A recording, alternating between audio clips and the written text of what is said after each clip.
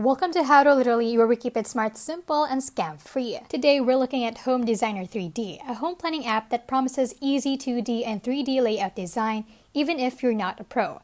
This app lets you create floor plans, place furniture, and even walk through your space in 3D. It's surprisingly beginner-friendly. You can switch between 2D and 3D views instantly, change materials, and experiment with lighting. No architectural background required, just drag, drop, and tweak. The good, it's super easy to learn, perfect for small remodels, works offline, and lets you export your design as an image or PDF. Whether you're a renter, a DIY hobbyist, or just planning a new room layout, it gets the job done. But it's not perfect. The free version doesn't let you save your work, the furniture selection is limited, and if your design gets too complex, things can slow down. Also, this isn't for professionals. It lacks the precision and features of something like SketchUp or Cedrio. Still, for quick personal use planning, Home Designer 3D is absolutely worth trying. It's not a pro tool, but it's more powerful than it looks. Thanks for watching and stay tuned for more videos right here on How to Literally.